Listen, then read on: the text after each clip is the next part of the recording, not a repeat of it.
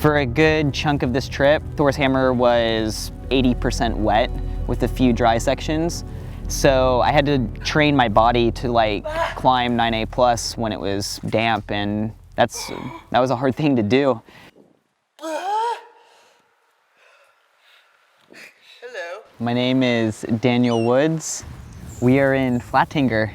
I've always wanted to come to Flatanger ever since I saw videos of Adamandra climbing here. Flatanger is an incredible place.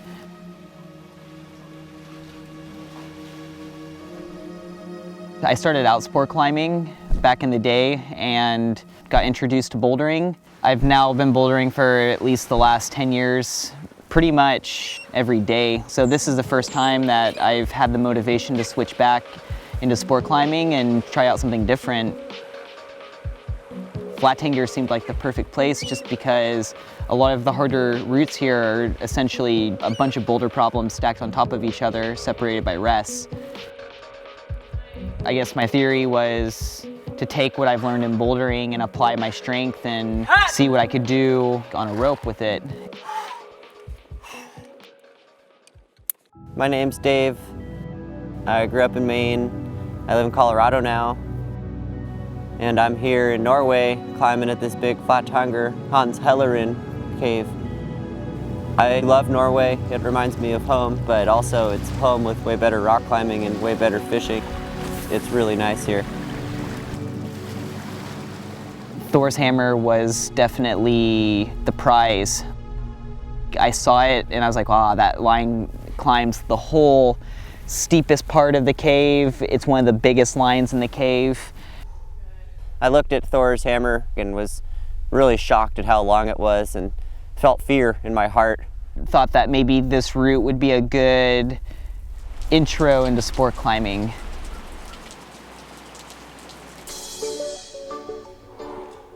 The V11 at the top is really powerful on in-cut crimps. That's the beauty about this, is the line's worth it, even if it's wet, so I'm gonna try everything to just get it done. Daniel came real close to doing Thor's hammer, which was real cool, but he had kind of the wrong beta, it seemed like, and he figured that out the hard way. I think I'm in deep now with this sport climbing game, pretty addicted to it. Definitely have a lot to learn. The one downside maybe climbing with Daniel is that you can't use a lot of his beta because it's just so darn powerful. Yeah, I go Gaston and then left foot on the smiley face. And then I bring my right toe up and go here, here, and then just go right foot, left foot out.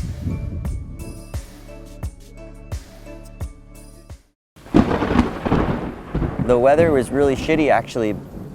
We're talking like 100-kilometer-an-hour winds, blowing like rain all over the place, and no problem, no pasa nada. We just climbed. I mean, the big pasa nada was you'd get really wet hiking up or down. We're accessing the inaccessible right now. Okay, checkpoint, in the bush. Yeah, Dave. Come on. Come on. Come on, dude. Yeah. You notice how I like got the undercling and I was like, and then I was like, take. It's like soaked. It taught me how to maybe go back and refine certain beta in certain sections so that I could climb it and have reserves when I was pumped and be able to do it when it was wet. I was pretty intimidated by the long routes. That kind of was a good thing because it inspired me to try another route, which was a little bit more boulderer friendly, we'll say. The crux was right off the ground. You just kind of squeeze out this really strange feature doing some really improbable movements that you don't really expect to do. A couple years of bouldering don't give you much endurance. I always say it's all in the mind. I don't know if it's all in the mind. I think it might be a lot of the forearms.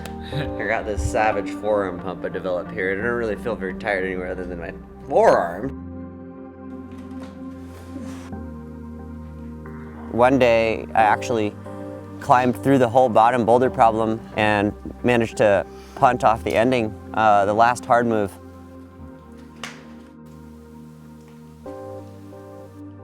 Come on.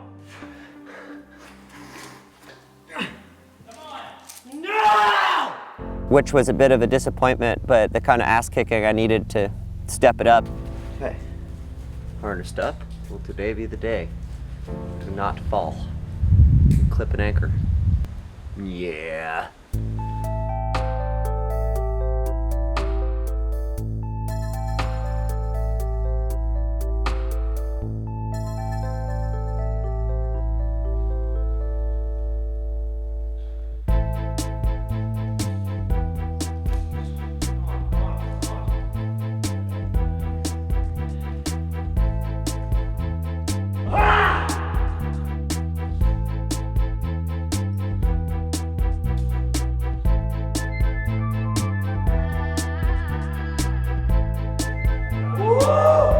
No matter what, still got really pumped in the forearms. Is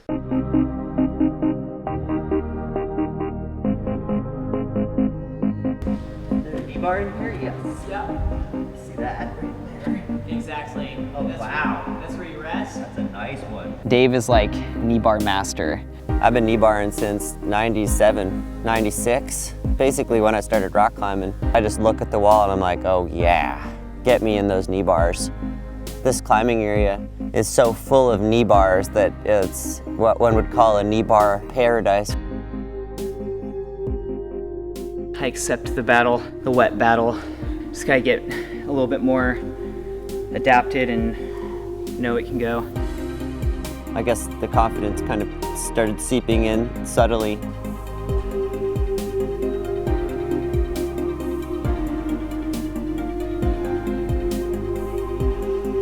It's very bouldery down low, a 14 move V12 sequence. And in this sequence, you can't really stop. It's such a long route and there's so many boulder problems.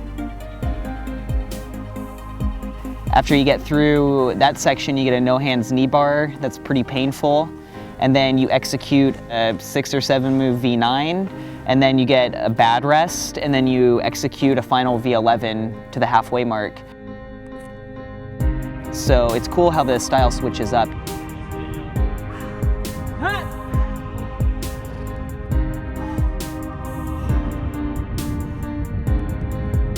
The climbing style is something similar to the stuff I grew up climbing on, and also similar to a lot of the bouldering I do.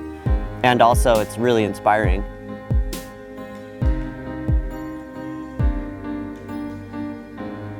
And then you have to have endurance to finish it off. When I sent Thor's hammer, I was on the wall for close to 45 minutes. Your body starts heating up, your mind starts racing, you kind of forget about some of the movements, but that's also the challenge and what makes it fun.